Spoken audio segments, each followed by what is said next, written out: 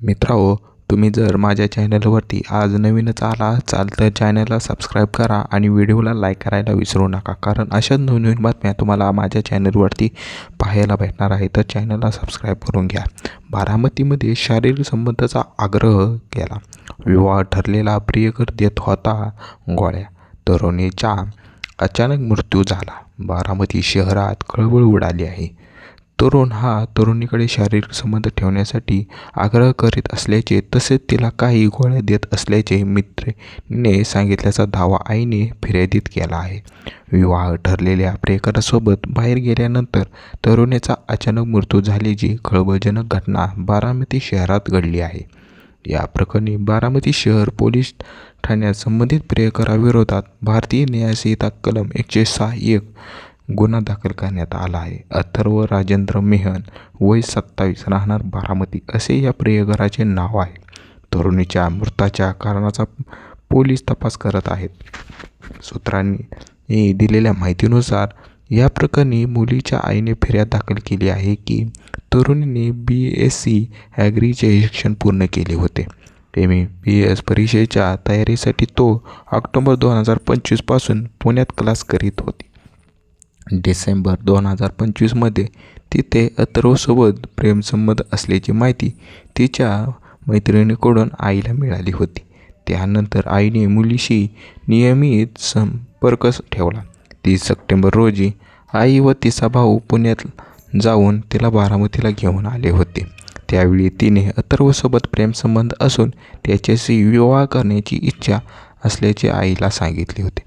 त्यानंतर दोन्ही कुटुंबांमध्ये विवाहाबाबत चर्चा झाली.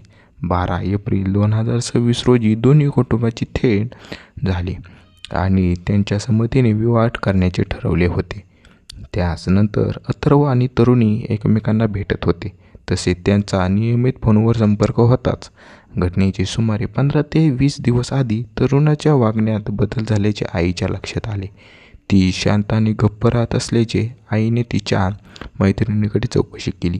त्यावेळी अथर्व हा तरुणीकडे शारीरिक संबंध ठेवण्यासाठी आग्रह करीत असल्याचे तसेच तिला काही गोळ्या देत असल्याचे मैत्रिणीने सांगितल्याचा दावा आईने फिर्यादीत केला आहे.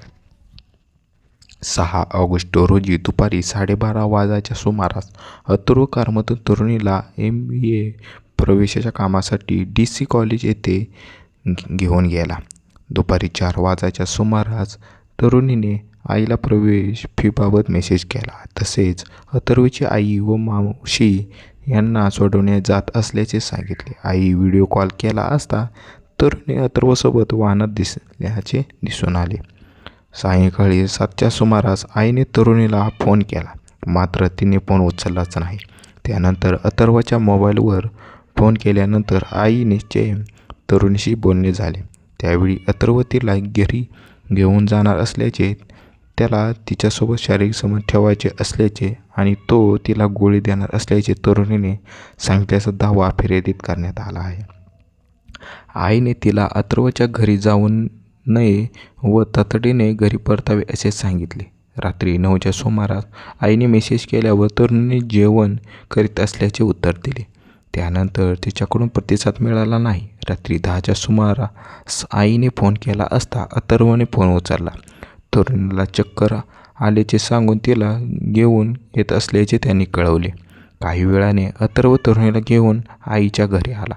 तिला प्रथम देवकातील हॉस्पिटल, त्यानंतर गिरिराज हॉस्पिटल आणि पुढे सिल्वर जुबली हॉस्पिटल येथे नेल्याचे सांगितले. रात्री सुमारे 10:30 वाजता आई जुबली हॉस्पिटलमध्ये पोहोचली. तिथे तरुणी स्ट्रेचरवर होती. तिचा मृत्यू झाल्याचे त्यावेळी आईला समजले. या घटनेनंतर आईने मुलीच्या मृत्यूबाबत संशय व्यक्त करीत पोलिसात फिर्याद दिली.